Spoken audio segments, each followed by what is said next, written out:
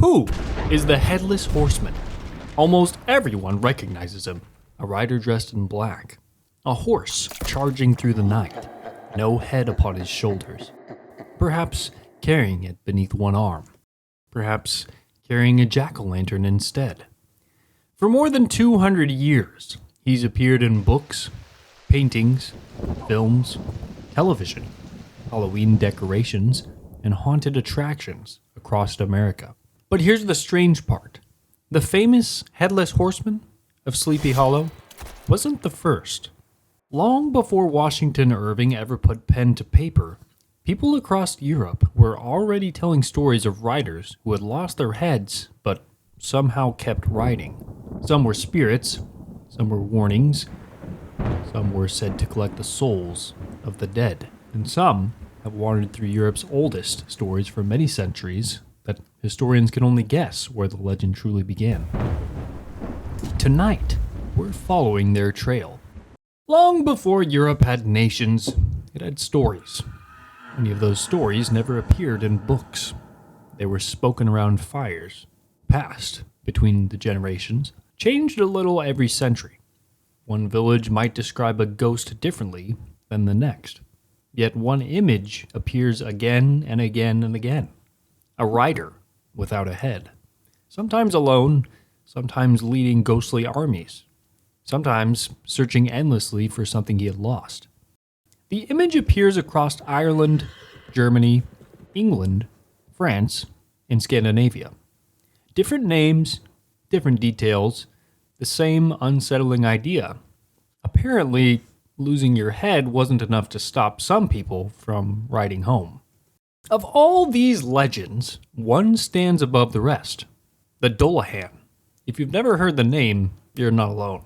Yet many historians consider him one of the closest ancestors of the modern Headless Horseman. According to Irish folklore, the Dullahan rides a black horse through the countryside after sunset. His own severed head rests beneath one arm. Its eyes never close. Its smile stretches from ear to ear. When he stops riding, someone nearby is about to die. No locks keep him out, no gates stop him, he simply arrives. He calls a person's name, and their fate is sealed. Oddly enough, there was one thing the Dullahan supposedly disliked. Gold. According to some traditions, even a small piece could drive him away. It's one of those wonderfully strange details folklore loves to preserve. Nobody knows exactly why. Sometimes history refuses to explain itself. Why a head? It sounds strange today, but to many ancient Celtic peoples, the head wasn't simply another part of the body. It was believed to hold something deeper. Identity, wisdom, perhaps even the soul itself. Ancient writers describe Celtic warriors taking the heads of defeated enemies. Some sources claim, and archaeological evidence confirms, that the ancient Celts, including the Gauls, a major Celtic group in Iron Age Gaul, did actually embalm the severed heads of their enemies as part of a ritual display. Creepy, right? Whether every ancient belief survived unchanged into later folklore is impossible to prove. History rarely gives us answers that neat, but it does suggest something fascinating. For centuries, the human head carried enormous symbolic importance. So perhaps it isn't surprising that one of Europe's most enduring ghost stories begins with the loss of one. The Headless Horseman wasn't always alone. Across northern Europe, stories emerged of something called the Wild Hunt, a ghostly procession riding through the night sky. Sometimes led by kings, sometimes by ancient gods, sometimes by mysterious hunters whose names changed from country to country. The details differ, but one thing stays remarkably consistent. If you saw this hunt, something extraordinary was about to happen. Perhaps war, perhaps plague, perhaps death. The lesson was simple.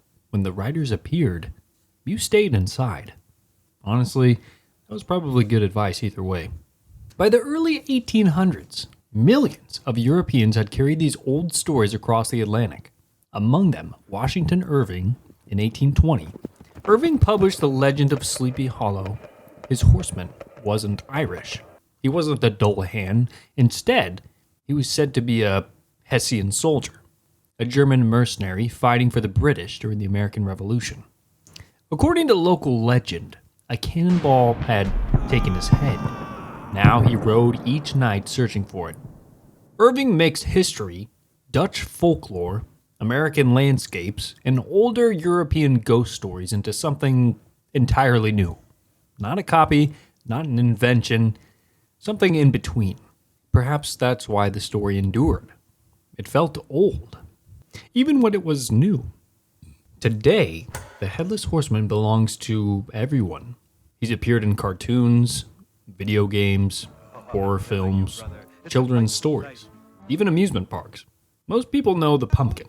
Few know the history behind it.